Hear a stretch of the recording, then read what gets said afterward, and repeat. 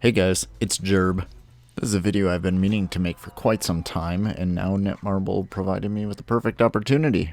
The Danger Room survey opens up a few questions, but I don't think it actually goes into what really needs to be thought about. Of course, there's reward issues, load time issues, and even characters that can one-shot boss issues.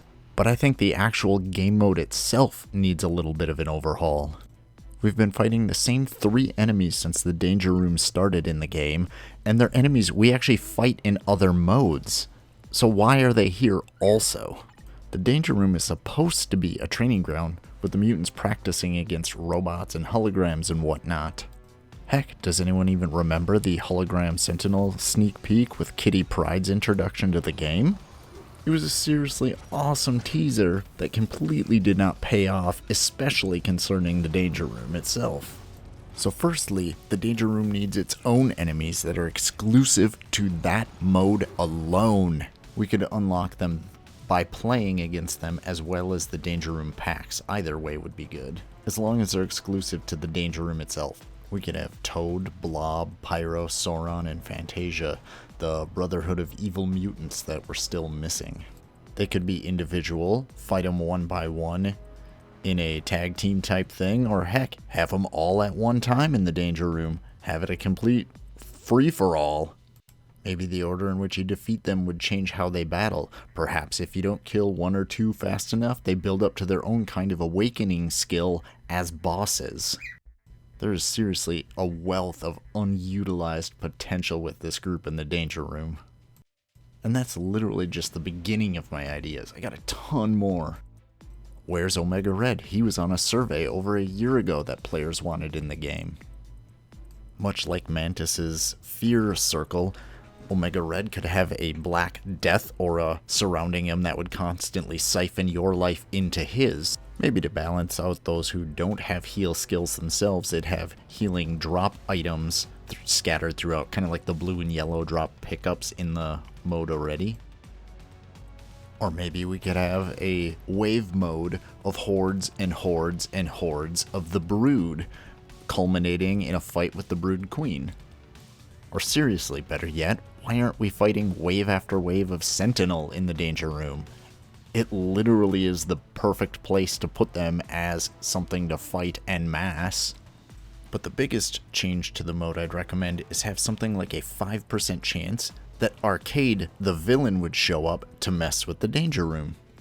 Essentially, it'd be a random encounter where the Danger Room is altered into a series of amusement park-like death traps that Arcade is known for, and after the player goes through those in a kind of level-like fashion, then they'd face Arcade himself as a special boss with some kind of extra special drops or bios or something, I don't know. The rewards in Danger Room are pretty bad already, so I'm sure they can think of something a little better. Taking this even further, you could have, say, a 10% chance on this 5% chance of Arcade that you'd instead get Mojo, who'd show up to take you to the Mojoverse.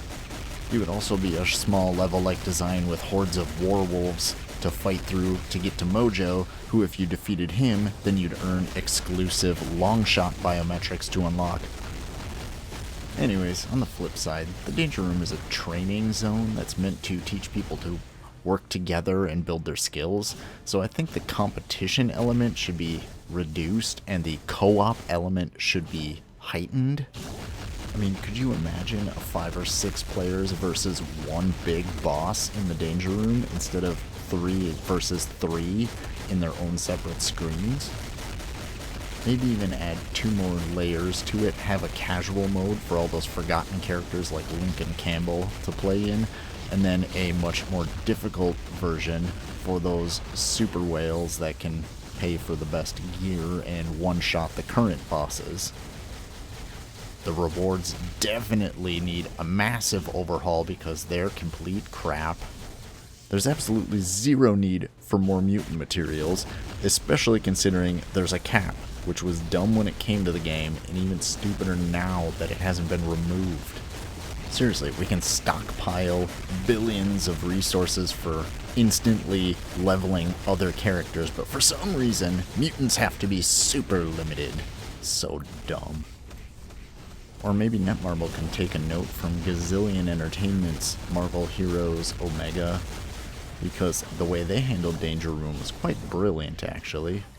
Obviously, it couldn't totally work in a mobile game, but the rough idea still stands. You'd load into the Danger Room, and it would shift around you, randomly generating locations and enemies and stuff, which honestly could kind of work on a small scale, so maybe they should consider that as well. So it'd begin as the Danger Room itself, and then maybe Alaskan snowfields would holographically appear and enemies would holographically spawn in. And then after a couple waves, a major boss or bosses would spawn in as well, and then you just defeat them and end the Danger Room session. That could offer an interesting random element to getting surprise bosses that you can't really plan ahead for. That would draw me back, at least. I don't know about other players, but that'd be interesting to just randomly get a level, enemies, and bosses appearing. I don't know. It could be cool.